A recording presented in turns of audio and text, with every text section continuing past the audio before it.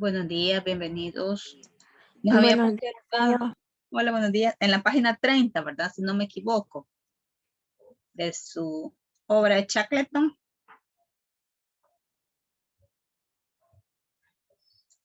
Estábamos viendo que en este caso Shackleton pues está reclutando todo lo que va a ser su tripulación, ¿verdad? Y ya contrató a un par. Entonces decíamos que tiene que contratar a alguien, digamos que viene a ser como su mano derecha, con quien él va a depositar toda su confianza, ¿verdad? Porque sí es muy importante el segundo a cargo sería, ¿verdad? Creo yo. Vale. Señor, Hola. ahora vamos a leer. Sí, ya estamos listos aquí, página 30. ¿Quiere comenzar Of course. Por favor, Edward. Ok. Sería página 30 donde dice Shackleton necesitaba a alguien. Ok. Buenos días, señor. Necesitaba a alguien con un Bienvenidos. dominio de las cartas náuticas fuera de lo común. En definitiva, un lobo de mar. El elegido por el destino para ese cargo fue Frank Worsley. Este capitán neozelandés de la Marina Mercante había llegado a Londres unas semanas antes, tras una larga travesía. Una noche dormía en la habitación de su hotel cuando soñó con Bowling Street. El sueño lo perturbó bastante. A la mañana siguiente se levantó y se puso su abrigo, su gorra de marino para ir al lugar con el que había soñado. Al llegar en una de las puertas vio colgando un cartel que anunciaba expedición transantártica y una hilera de hombres que guardaban para ser entrevistados. Se puso a la cola y esperó su turno. Media hora más tarde lo hicieron pasar a un salón de la casa y se encontró frente a Shackleton, que iba en mangas de camisa y estaba rodeado de cartas de navegación y diarios de interiores expediciones. Muy bien, gracias, Edward. Vale, ¿Puedo aquí leer yo, está. señor? Sí, por favor, solo voy a hacer una pausa. ¿Qué personaje que estamos conociendo acá? Frank Worsley.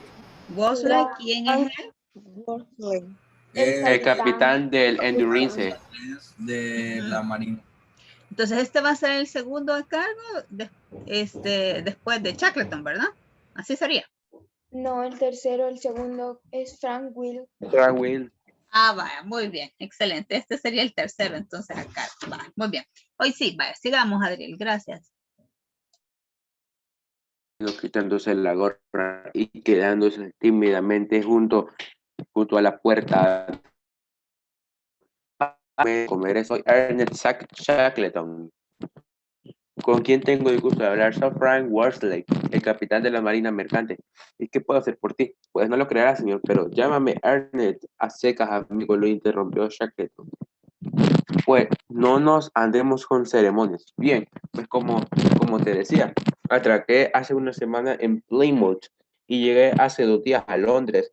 La pasada noche soñé con esta calle y esta mañana he llegado para ver por qué aparecía en mis sueños. He visto admirado el cartel que tienes en la puerta, en el que se lee que estás enrolando tripulación para una expedición a los hielos.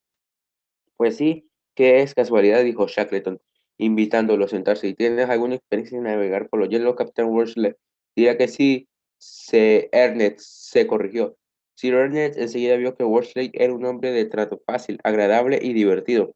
Nada más presentarse y explicarle que había navegado por el estrecho de Drake y el polo en balleneros y transportes de huya en Canadá y Estados Unidos, y que había dado la vuelta al mundo navegando varias veces, le respondió. Entonces, si estás dispuesto a pasar 2 años en la alta mar o anclado en los hielos del Antártico, estás contratado. Pero esta expedición quiere decir que si vamos adelante o es solo una tentativa, respondió una sonrisa. Nunca hago las cosas a media vuelta. Entonces, tío, el marino, Vale, creo que... muy bien, Adriel. Gracias. Va, entonces aquí estamos viendo, estamos confirmando que más o menos el viaje va a durar alrededor de unos 2 años. Va, muy bien. ¿Quién más nos quiere ayudar a leer? Yo, señor. Va, gracias. Señor, ¿qué Permiso. página? Estamos ya en la página 32. Ah, gracias. Bueno, Entonces dijo el marino, creo que ya tienes a tu capitán, porque yo tampoco dejo nunca nada sin terminar. Shackleton sonrió satisfecho y enseguida se sentaron a la mesa, sobre la que desplegó un mapa de la zona que debían atravesar hasta llegar al continente helado. Estaba lleno de banderitas de colores y de anotaciones a lápiz. Mi idea, le explicó a Worsley, es cruzar los hielos del mar de Weddell, atracar en este punto, desembarcar los perros y el material y recorrer los 3000 kilómetros hasta que el otro barco nos recoja en el otro extremo, en el mar de Ross. Sencillo, ¿no? Worsley se quedó mirándolo como si viera al rey de Inglaterra vestido de bailarina y paseando bajo un paraguas rosa por Hyde Park en hora punta.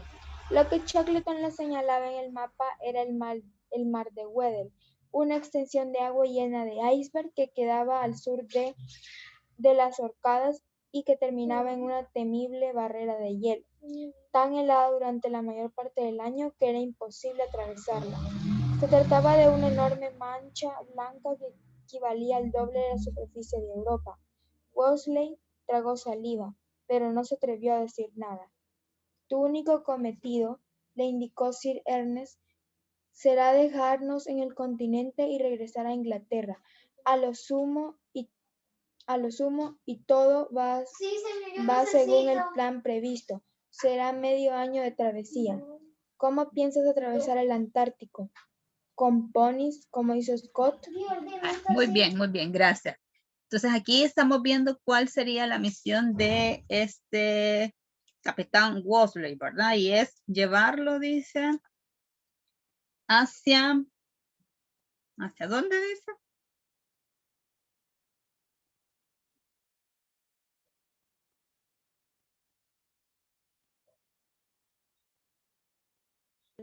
En el continente de la Antártida. Muy bien. Le va a recorrer, ¿verdad? En más o menos 6 meses, acercarlo más en este caso, en este polo, ¿verdad? En el polo sur. Y por ahí va.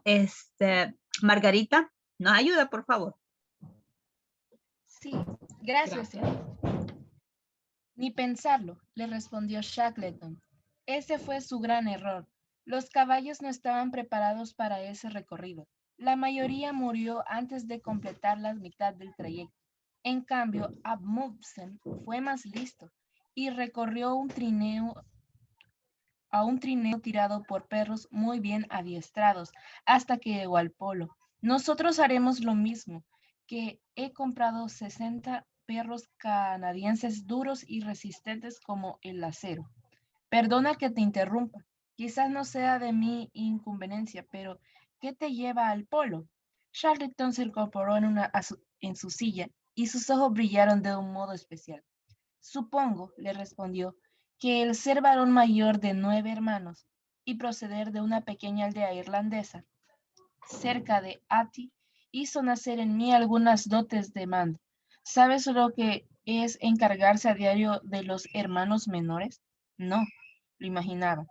Desde jovencito lideré las aventuras de todos ellos y créeme que no era fácil con esa tropa, porque el día que Samuel no se metía en una charca, había que rescatar a Cian, que se había subido a un árbol para trepar un nido de lechuzas, o a Ian, que estuvo a punto de ahogarse en el mar.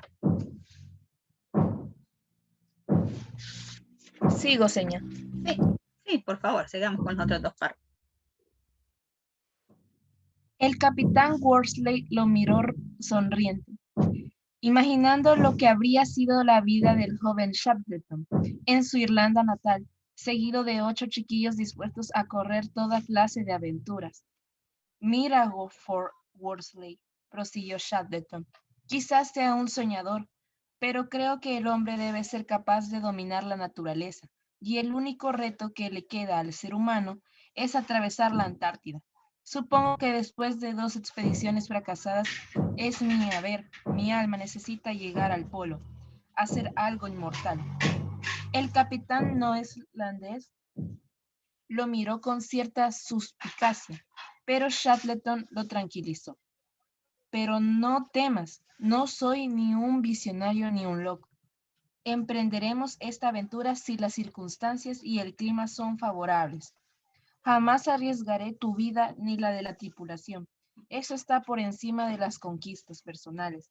Pase lo que pase, esta expedición será una victoria. Worsley se quedó mirándolo el anillo que brillaba en el dedo corazón de Shackleton y le preguntó: ¿y qué opina tu mujer de tan largas ausencias? Mi mujer cree que, antes de que pudiera responderle, unos golpes en la puerta interrumpieron la conversación. Era el mayordomo, que entraba con una bandejita de plata en la mano. Sir Ernest dijo: con su permiso, el correo acababa de traer esta carta. Vale. Muy bien, gracias Margarita. Vale, vamos a ir avanzando ahí con la lectura, ¿verdad? Espero que ustedes pues están avanzando muy bien. Vaya, vamos a continuar. Y les quiero mostrar que en este caso, bueno, la otra semana, lo que les comentaba el día de ayer, nosotros vamos a dejar colocados los enlaces acá de todas las clases. Por ejemplo, acá en lengua, que se me olvidó poner el enlace, pero voy a poner el enlace de mañana quizás para que usted lo vea. Usted va a ir acá en actividades, bueno, va a estar aquí con octavo, va a ir, sí se ve, ¿verdad? Aquí están los recursos de aprendizaje, que están todos los libros, el libro de lengua en mi caso. En actividades, acá usted va a encontrar las guías. Por ejemplo, aquí está guía semana 2, semana 3, y nosotros estamos en la semana 4. Esta fecha usted pues no le da caso porque son actividades no evaluables. O sea, a mí me pide que delimite estas guías, entonces yo le he puesto esa fecha 30 de abril. Vamos a ingresar. En este caso, por ejemplo, acá ya nos aparecen los recursos que yo he seleccionado para que usted los vea, ¿verdad? Para que nosotros podamos ver. Entonces, la ventana es diferente a lo que a ustedes les va a aparecer, pero acá, esto sí les va a aparecer a ustedes, donde yo ya tengo el enlace de la guía. Entonces, ahí usted solo le da un clic y ya nos va a llevar a la guía que estamos trabajando acá. Miren, aquí está semana 4, del 1 al 5 de marzo. Le vamos a aprovechar y la vamos a ver acá. Entonces, hoy ya estamos en la segunda clase y en este caso, que bien se movió, vamos a ver lo que es la argumentación. Vamos a descubrir qué es esto de argumentar. Para ello, vamos a hablar un poquito de lo que es la empatía. ¿Qué será para nosotros la empatía?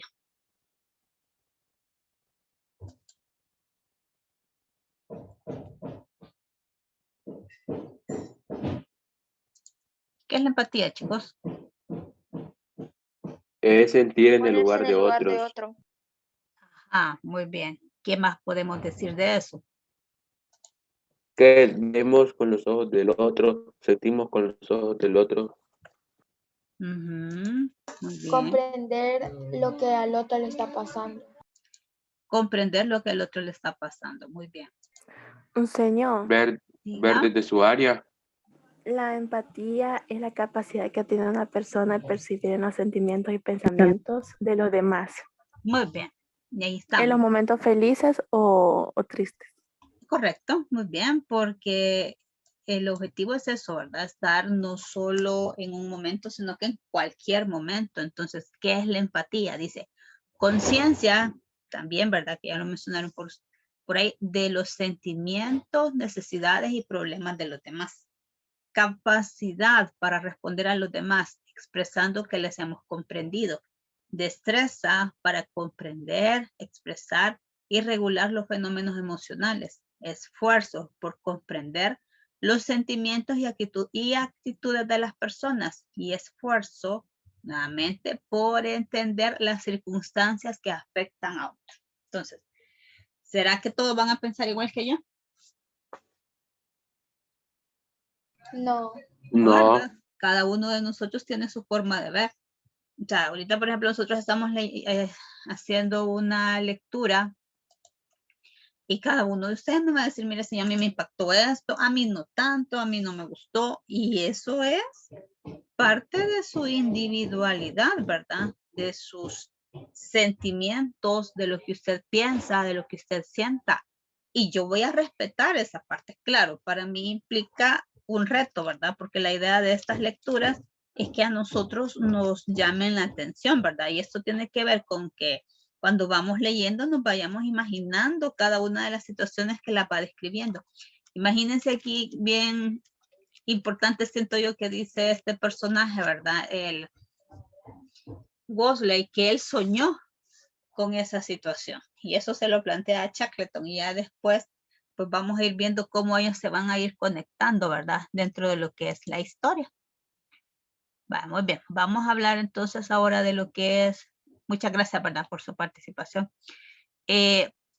La argumentación. Cuando nosotros hablamos de argumentación, argumentar, en algún ¿qué momento... página vamos a hacer? ¿Hola? ¿Qué página es, señor? En la 32, vaya. Pero nosotros argumentamos en algún momento. ¿Qué es eso de argumentar?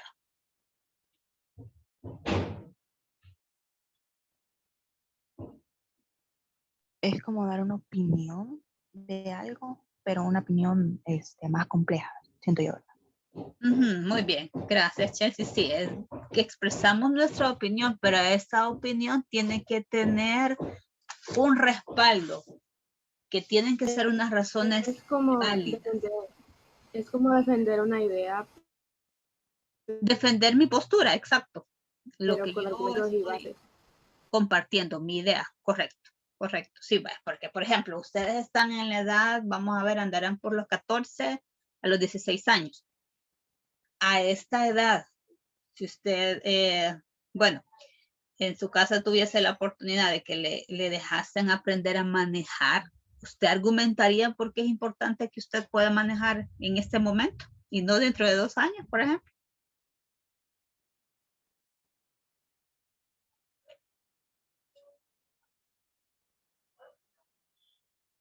Opino yo que por si llegase a pasar un accidente. Excelente. Ahí estaría. Mira, o sea, mira papi, mira mami, fíjate que a mí yo ya me animo, ¿verdad? A querer aprender a manejar y por si hay alguna emergencia, yo prometo que yo no voy a estar sacando el carro si ustedes no me lo permiten, si no va un adulto conmigo. Y ahí, correcto, ahí comienzo yo a argumentar razones válidas. ¿Qué otra razón podríamos tener? Ajá, Valenzuela. No, solo le quería decir que yo ya estoy aprendiendo a manejar. Bravo, bravo. Y más que quedé a la par de un microbús, literal cabal a la par, me tenía que mover hacia la derecha.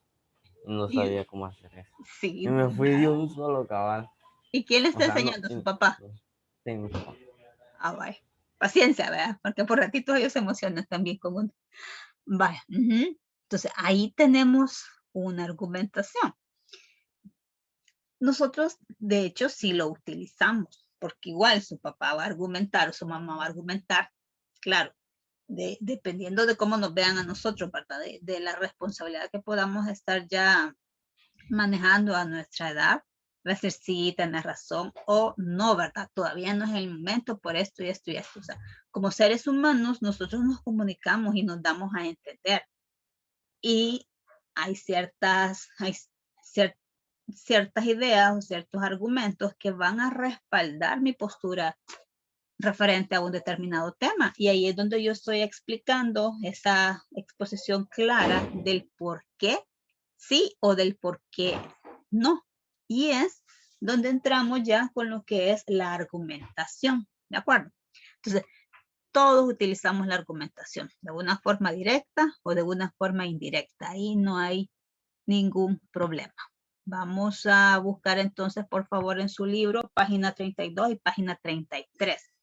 Vamos a ver qué es esto de la argumentación, pero antes vamos a descubrir qué es una falacia.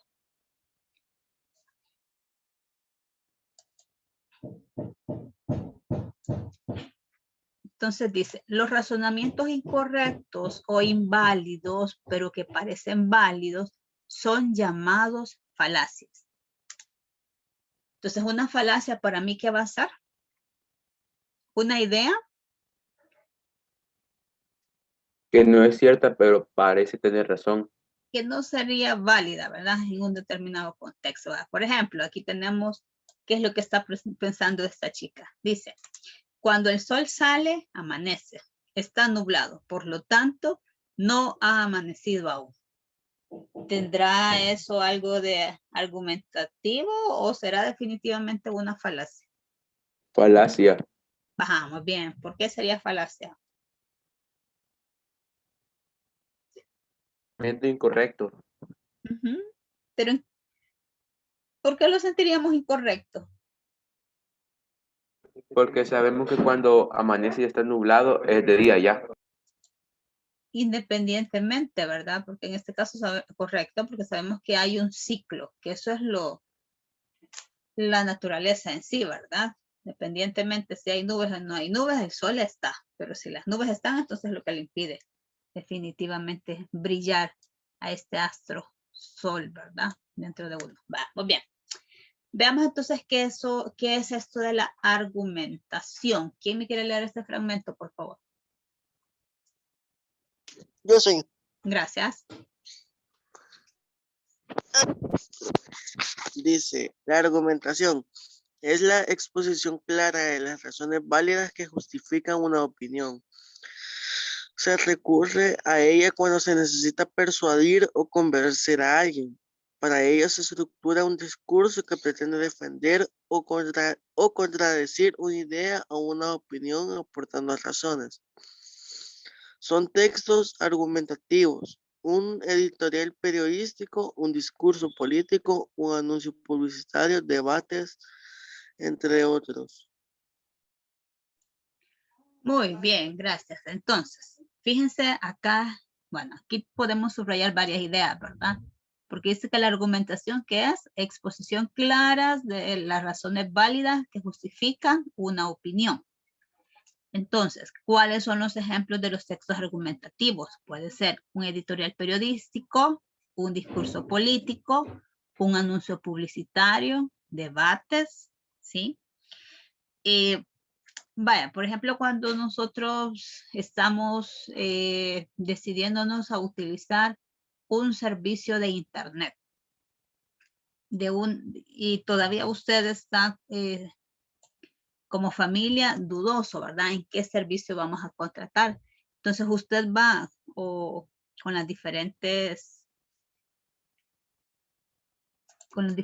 servicios, digámoslos acá, que tenemos en El Salvador de internet, y cuando usted les pregunta, mire qué beneficios tienen, todo eso, ¿qué están haciendo ellos? Están argumentando el por qué su producto es mejor que el resto de la competencia, ¿verdad? Y así podemos hablar, bueno, un editorial periodístico siempre, ¿verdad? Va a argumentar porque va a defender y va a exponer su punto de vista, su opinión referente a. Y ahorita que estamos pasando nosotros aparte de nuestro entorno, ¿verdad? Lo que fueron las elecciones, pues ahí se aplicaba mucho este tema, la argumentación. Veamos entonces cuáles son los elementos. Aquí tenemos el primer elemento, que es el objeto. Dice que es el tema sobre el que se está argumentando. El siguiente elemento sería la tesis. Es la opinión del emisor sobre el tema. Quiero ver, ustedes en ciencias tienen proyectos ahorita. No están trabajando en ningún proyecto o en sociales. En sociales. Ajá. Va, muy bien. Si nosotros hablamos, por ejemplo, en sociales, si yo escojo el tema los derechos del niño, ¿sí? Y mi tesis podría ser, ¿qué podríamos poner de tesis? Vamos a ver. Que el niño siempre tiene que tener sus derechos, aunque vea ese, aunque el niño vea que no los tiene. Ajá, entonces sería como promover entonces lo que es Aunque no la los posee. divulgación de los derechos de así, porque definitivamente si no lo conocemos, no, nosotros no lo vamos a hacer válido, ¿verdad? Ujú. Sí, muy bien. Y el argumento aquí estaba, en las razones para defender la tesis, porque el argumento va a ir enfocado en mi tesis. Si yo quiero promover la divulgación de los derechos del niño, o quiero ver qué otra sería también la practicidad, ¿verdad? Digámoslo así. Sí, pero estaría bien. Entonces, mis argumentos van a ir en función de esa tesis. Y este es el ejemplo que vamos a ver.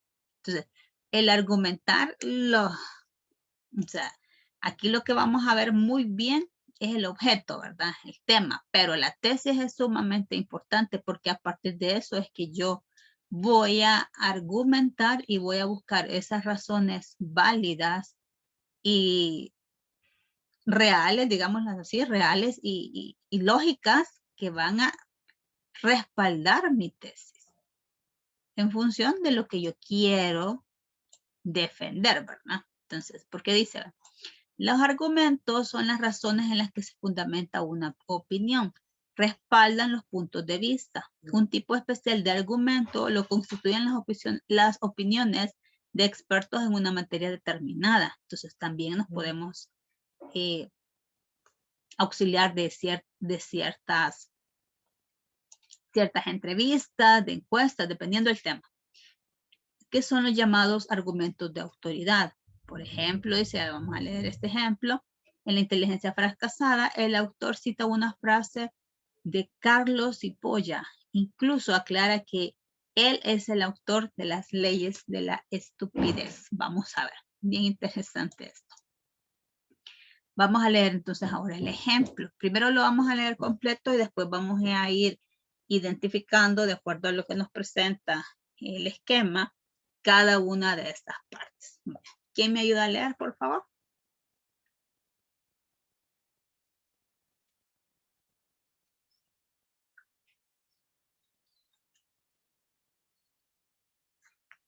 Dice. Yo, señor, yo le digo. Ah, va, gracias. El párrafo azul, ¿verdad? Señor. Sí, chef. Ah, ok. La inteligencia fracasa cuando es incapaz de ajustarse a la realidad, de comprender lo que pasa o lo que nos pasa, de solucionar problemas efectivos o sociales o políticos. Cuando se equivoca sistemáticamente, emprende metas disparatadas o se empeña en usar medios ineficaces. Cuando desaprovecha las ocasiones, cuando decide amargarse la vida, cuando se desempeña por la crueldad o la violencia. Carlos Cipolla, que ha enunciado las leyes de la estupidez, avanza en la siguiente definición. Una persona estúpida es la que causa un daño a otra persona o un grupo de personas sin obtener al mismo tiempo un provecho para sí o incluso obteniendo un prejuicio. Me parece insuficiente. El asunto es más grave. Hay que incluir a la que se le perjudica a sí mismo exclusivamente y, como espero mostrar, a la que perjudican a otros, aunque saquen un beneficio. José Antonio Mariano, La inteligencia fracasada, teoría y práctica de la estupidez. Muy bien, gracias. Entonces, ¿cuándo dice que fracasa la inteligencia? Cuando uno se pone...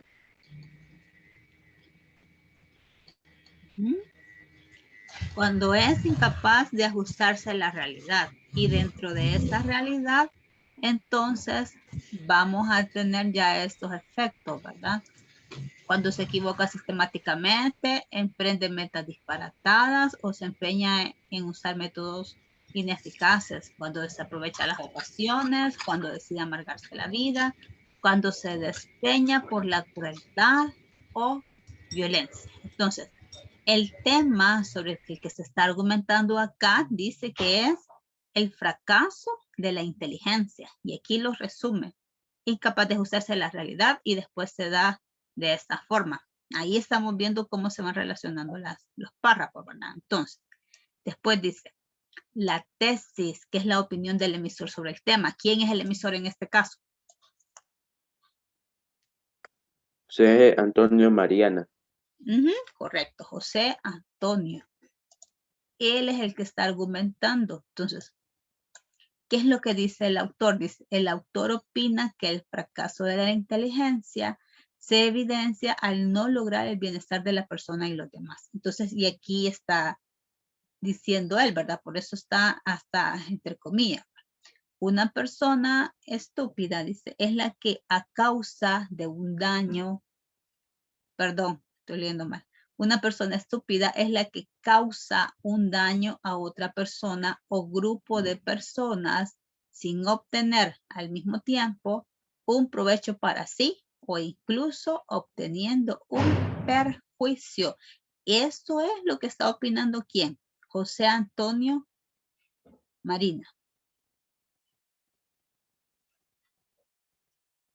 Que viene a respaldar entonces el qué, el tema. ¿Y cuál es el tema en este caso? El fracaso de la inteligencia.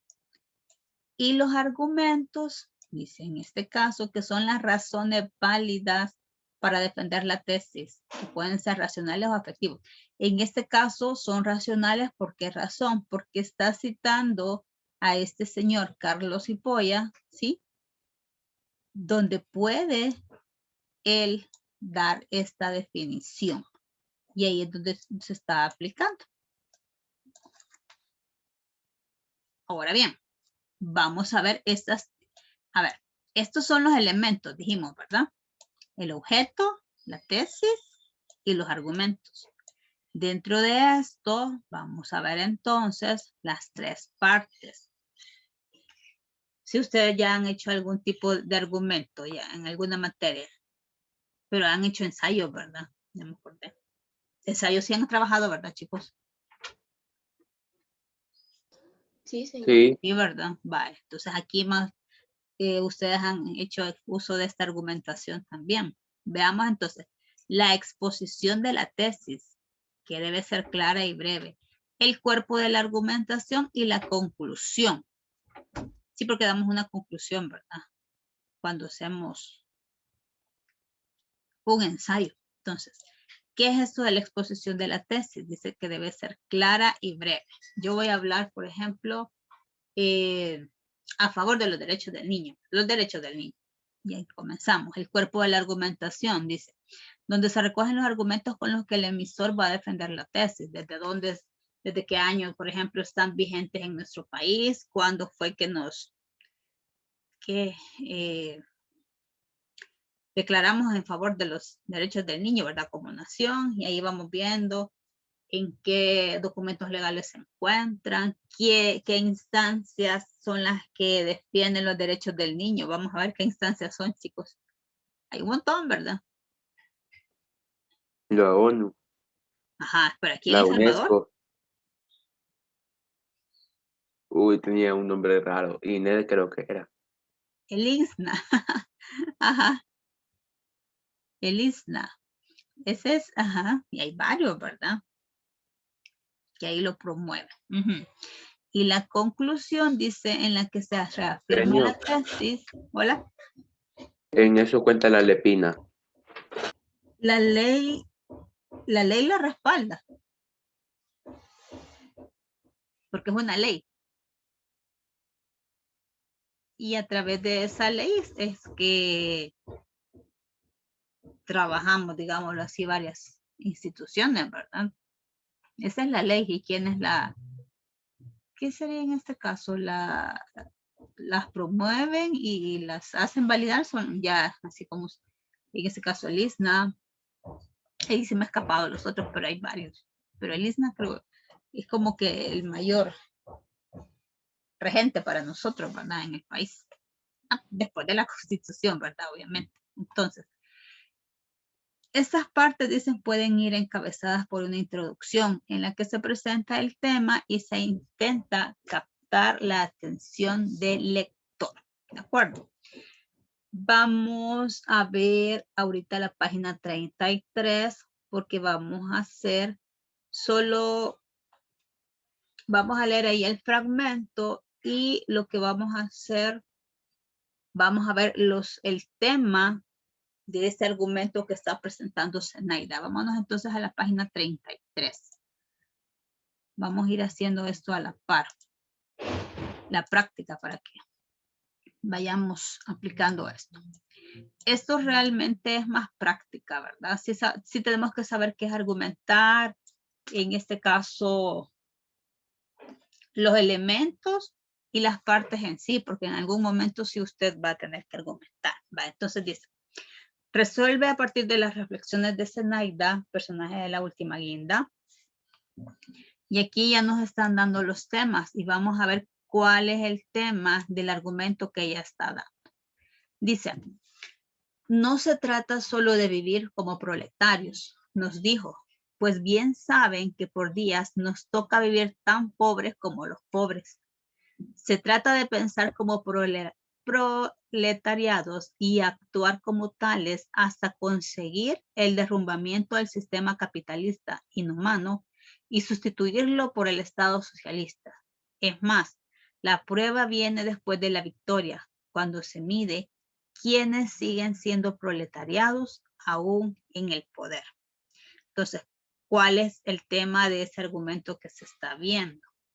La caída del sistema capitalista, las características de un revolucionario o la vida de los proletariados. Lo leemos nuevamente. Dice, no se trata solo de vivir. Voy a volver a leer, perdón. No se trata solo de vivir como proletariados, nos dijo. ¿Quién creen que está hablando ahí en ese momento? Zenaida. Pues bien saben que por días, nos toca vivir tan pobres como los pobres. Se trata de pensar como proletariados y actuar como tales hasta conseguir el derrumbamiento del sistema capitalista inhumano y sustituirlo por el Estado socialista. Es más, la prueba viene después de la victoria, cuando se mide quiénes siguen siendo proletariados aún en el poder. Entonces, ¿de qué está hablando en este fragmento? ¿De la caída del sistema capitalista? ¿Sí o no? Sí. No, Sí. ¿verdad? No, porque ahí solo está dando un ejemplo todavía. Las características de un revolucionario. A ver, chicos, ¿qué es un revolucionario? Antes que se me olvide. Alguien que gobierna. No, un revolucionario.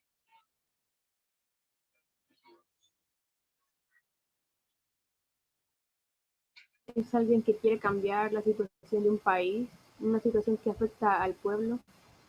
Sí, ahí ya lo estamos engrosando así en un sistema macro, ¿verdad? Pero un revolucionario, o sea, de hecho todos nos volvemos revolucionarios en algún momento.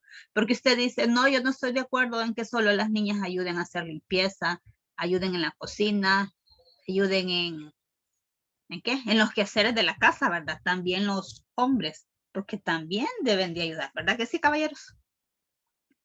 Entonces, si usted decía eso hace 50 años, era una revolucionaria, porque, bueno, más de 50 años, porque no era concebido eso, ¿verdad? Así como cuando la mujer logra ya emitir el sufragio, ¿verdad? Todas estas mujeres que lucharon por ese ideal en ese momento social de nuestro país se volvieron revolucionarias porque estaban dando, en este caso, su punto de vista diferente al sistema que había en ese momento, donde a las mujeres se les prohibía ejercer el sufragio, se les prohibía trabajar, se les prohibía estudiar, no había esas oportunidades. Entonces, ahí es donde se vuelve revolucionario. Entonces, ¿estaríamos viendo en este caso las características de un revolucionario? Sí. Sí, ¿verdad?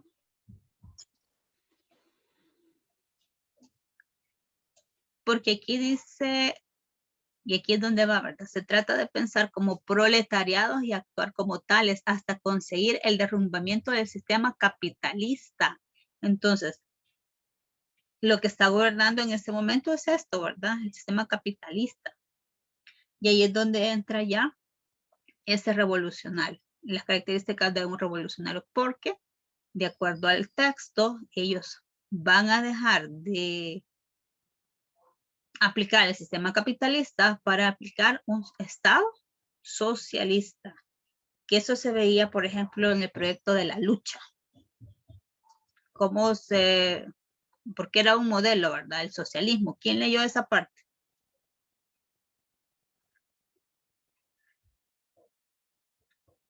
Y en este caso, ¿cuál sería el razonamiento que prevalece? ¿Racional o afectivo? Racional. ¿Por qué?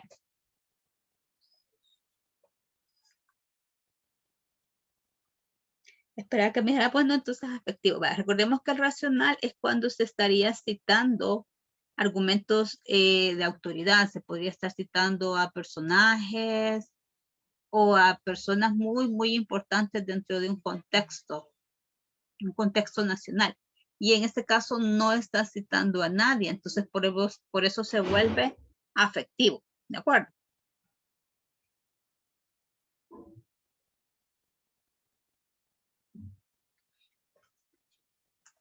Y lo que nos está pidiendo acá, dice, subraya en el fragmento un conector empleado y de qué tipo es. En este caso, porque cuando dice es más, cuando está afirmando esto, ¿qué idea nos da?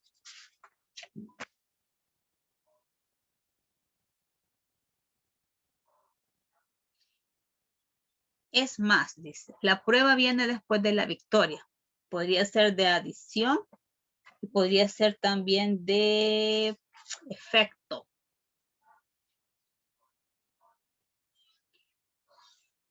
Ahí lo podemos ver en la página 30.